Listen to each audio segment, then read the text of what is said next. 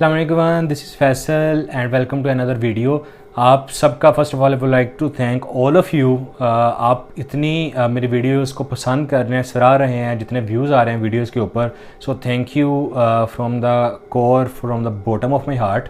आज की इस वीडियो में आपने टॉपिक देख लिया होगा कि हम बात करेंगे another important question from BCIW subject. वो है standard parts of a business letter, या इसे हम essential parts of a business letter भी कहते हैं। अगर आप जाकर पास्ट पेपर्स में देखें तो ये क्वेश्चन बेतहाशा दफ़ा पूछा गया है, लेकिन इसके बिज़नेस लेटर के जो एसेंशियल पार्ट्स हैं या स्टैंडर्ड पार्ट्स हैं वो मैंने देखे हैं आमतौर पर बच्चों को बहुत मुश्किल लग रहा होता है इनको मेमोराइज़ करना, इनको याद करना। तो मैं कोशिश करूँगा इस वीडियो के थ्रू उन जो 8 पार्ट्स हैं, देयर आर 8 पार्ट्स, किसी भी अच्छे बिज़नेस लेटर में ये 8 हिस्से होते हैं उसके, मैं उनको आसान लफ्ज़ों में आपको बताने की कोशिश करूँगा। जो बिज़नेस लेटर है वो आप सबको पता है कि ये प्राइवेट लेटर से थोड़ा सा डिफरेंट होता है, ठीक है।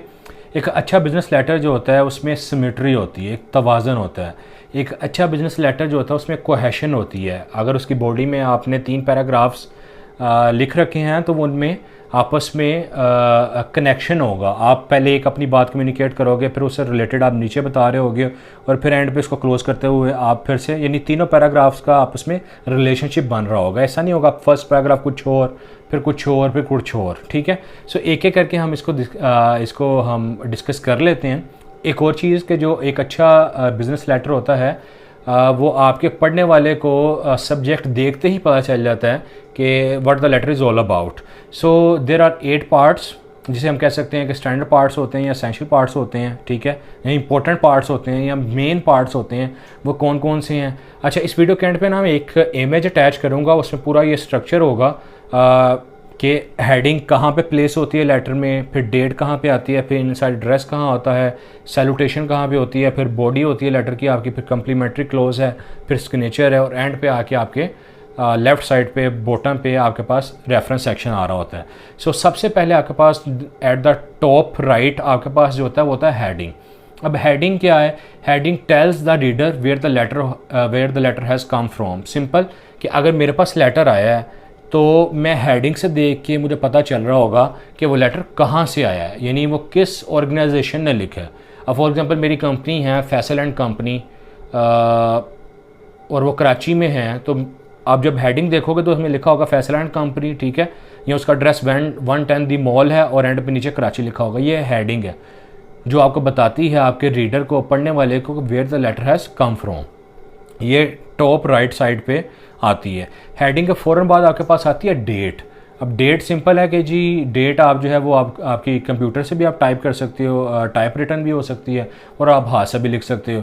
तो ये नॉर्मली जिस डेट को लेटर लिखा जा रहा होता है और वही डेट आ रही होती है, और डेट का जो सीक्वेंस है, जो ये इस तरह से ऑफिशियल बिजनेस लेटर्स होते हैं उनमें आप फॉलो कर रहे होते हो normally day, month and year, ठीक है। या आप मंथ, डे एंड ईयर भी कर सकते हो, इस तरह भी लिखी जा सकती है। या आप लिख सकते हो फॉर एग्जांपल आज अगर हम बात करें 28 है तो हम लिखेंगे 28 अगस्त 2022, ठीक है। तो जो मंथ है उसका अपने जो है वो स्पेलिंग्स कंप्लीट लिखने होते हैं, ठीक है, वो कंप्लीट नेम लिखना होता है।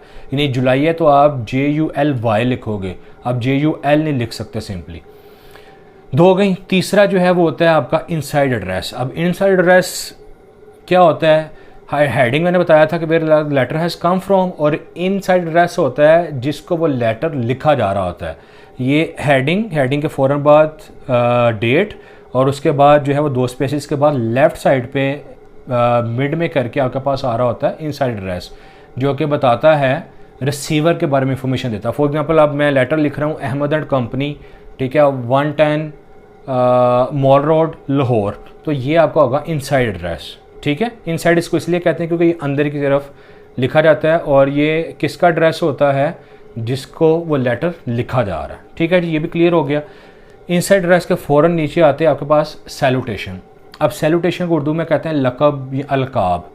अब लक़ब सिंपल आपने देखा होगा, जब भी कोई हम लेटर स्टार्ट करते हैं तो आता है dear sir, dear madam, dear mister Ali, dear mister Anam, ठीक है, या सिंपल हम लिख रहे होते हैं डियर अली और डियर फातिमा।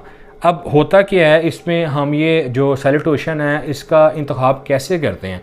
अगर तो आप जिस कंपनी को, जिस ऑर्गेनाइजेशन को या जिस बंदे को लेटर लिख रहे हो, आपका उसके साथ रिलेशनशिप जो है वो बहुत ज़्यादा फॉर्मल है, तो फिर आप यूज़ कर रहे होते हो नॉर्मली।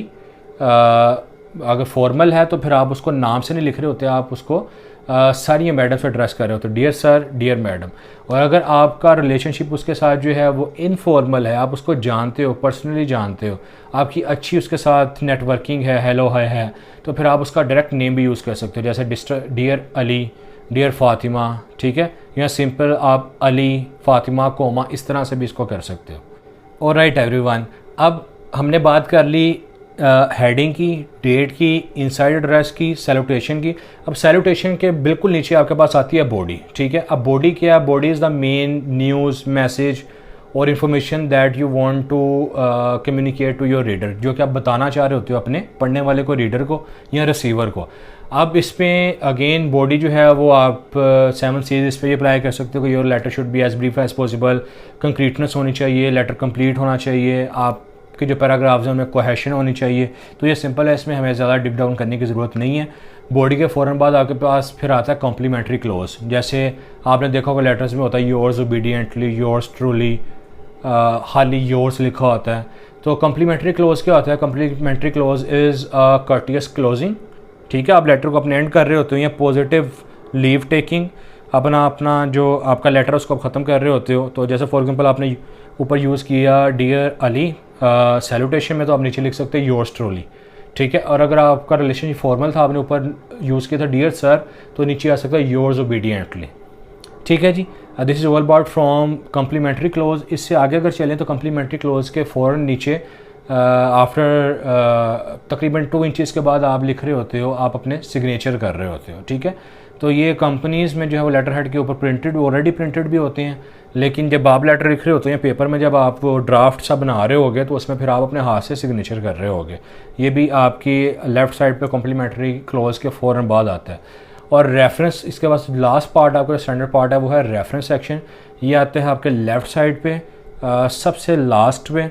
रेफरेंस सेक्शन में जो लेटर टाइप करने वाला होता है, टाइपिस्ट वगैरह की इंफॉर्मेशन होती है, तो ये सिंपल है, इसमें कोई इतना हमें निटी-ग्रिटी में जाने की ज़रूरत नहीं है। अब फॉर एग्जांपल अगर मोहम्मद अली ने ख़त लिखा है तो वो नीचे एंड पे करके M/A लिखा आ रहा होगा आपके पास, ठीक है जी। So this is all from this video. आज हमने इस वीडियो में जो स्टैंडर्ड पार्ट्स और एसेंशियल पार्ट्स थे बिज़नेस कम्युनिकेशन के या बिज़नेस लेटर के, उनको कवर करने की कोशिश की। होप आपको पसंद आए होंगे, आपको समझ आई होगी। अगर आप चाहते हैं कि मैं BCW के कुछ मज़ीद कुछ और टॉपिक्स के ऊपर वीडियोस बनाऊं, तो आप कमेंट कर सकते हैं, मुझे बता सकते हैं। टॉपिक नेम आप लिख दीजिएगा, मैं कोशिश करूंगा उन टॉपिक्स को भी एड्रेस कर लिया जाए, उनके ऊपर भी वीडियोस बनाई जाएं। आपके वो दोस्त जो कि पेपर्स देने जा रहे हैं, आप उनके साथ ये वीडियोस शेयर कीजिएगा, ताकि हम अगर इस वीडियो के थ्रू किसी का भला कर सकें तो इससे अच्छी बात मेरे लिए बिल्कुल ना होगी। जाते जाते अगेन फिर से वही रिक्वेस्ट कि इस चैनल को सब्सक्राइब कर दीजिएगा। वीडियो आपको पसंद आई तो लाइक कर दीजिएगा, बेल नोटिफिकेशन ऑन कर लीजिएगा। मिलता हूँ फिर से एक ऐसी वीडियो के साथ, तब के लिए बहुत ख्याल रखें। टेक केयर, अल्लाह हाफ़िज़, बाय बाय।